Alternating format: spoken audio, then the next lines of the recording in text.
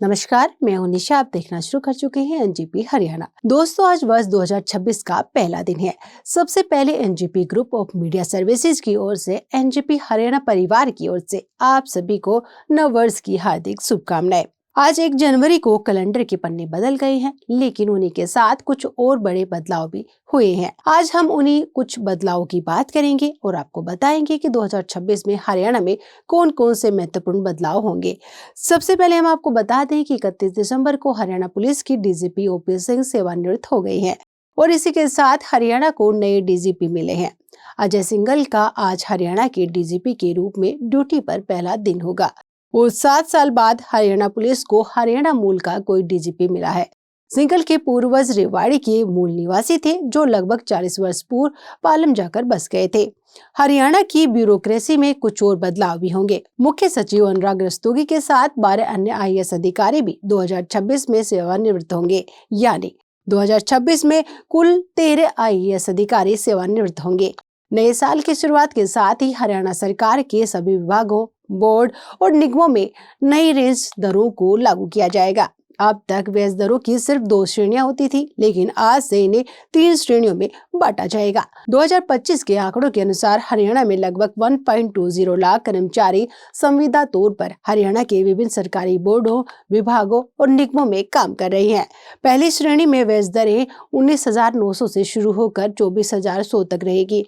दूसरी श्रेणी में ब्याज दरें 17,550 से लेकर 21,700 रुपए तक रहेगी। तीसरी श्रेणी में ब्याज दरें 16,250 से लेकर 24,450 रुपए तक रहेगी। नए साल में एक बड़ा बदलाव यह भी होगा कि 1 जनवरी से ही कोई भी ऑनलाइन टैक्सी, ई कॉमर्स या डिलीवरी सर्विस प्रोवाइडर किसी भी पेट्रोल या डीजल गाड़ी को अपने साथ अपनी फ्लीट में नहीं जोड़ पाएंगे। राजनीतिक क्षेत्र की बात करें तो हरियाणा में इस साल 2 राज्यसभा सीटों पर चुनाव होना है, क्योंकि राज्यसभा सांसद रामचंद्र जांगड़ा और किरण चौधरी का कार्यकाल 9 अप्रैल 2026 को पूरा हो रहा है। इसके अतिरिक्त 2026 में अग्निवीरों का पहला बैच भी रिटायर होगा। अग्निवीरों के इस बैच का कार्यकाल जुलाई महीने में पूरा हो जाएगा। हरियाणा अग्निवीर पॉलिसी 2024 के तहत हरियाणा सरकार की कुछ नौकरियों में नए अग्निवीरों के पास आयु सीमा में छूट और 10% तक आरक्षण रहेगा। इसी के साथ नए साल में शिक्षा के क्षेत्र में भी बड़ा बदलाव देखने को मिलेगा। अप्रैल महीने में स्कूलों का नया सत्र शुरू होने के साथ ही सभी स्कूलों में तीसरी कक्षा से ही एआई की शिक्षा लागू हो जाएगी। अब हम बैंक और एटीएम में होने वाले कुछ बदलावों की बात करते हैं। मार्च 2026 तक लागू होने वाला ईपीएफओ 3.0 अपग्रेड पीएफ निकासी प्रक्रिया को सरल बनाया जाएगा। इसके तहत खाताधारक एटीएम से अपने पीएफ का 75% तक निकाल सकेंगे और यूपीआई के जरिए पैसा सीधे बैंक खाते में तुरंत ट्रांसफर कर पाएंगे। जिन पैन कार्डों को आधार से लिंक नहीं किया गया है, वे 1 जनवरी 2026 से निष्क्रिय हो जाएंगे। ऐसे पैन से न तो नया बैंक खाता खुल सकेगा और न ही बड़ी रकम जमा की जा सकेगी। इसके अलावा 1,000 रुपए का जुर्माना भी देना होगा। साल 2026 में आरबीआई साइबर फ्रॉड रोकने के लिए नया सुरक्षा ढांचा लागू करेगा।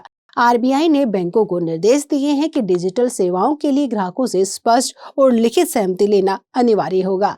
बैंक डेबिट कार्ड या अन्य उत्पाद देने के लिए ग्राहकों को जबरन डिजिटल बैंकिंग अपनाने के लिए मजबूर नहीं कर सकेंगे। दोस्तों, यह थे कुछ बदलाव जो हमें 2026 में देखने को मिलेंगे। इसमें से कुछ का असर नौकरी करने वाले लोगों के जीवन पर पड़ेगा, तो कुछ का असर स्कूली बच्चों के जीवन पर पड़ेगा। आप इन बदलावों और कुछ नए नियमों के बारे में क्या सोचते हैं? कमेंट बॉक्स में जाकर बताएगा जरूर। नमस्कार।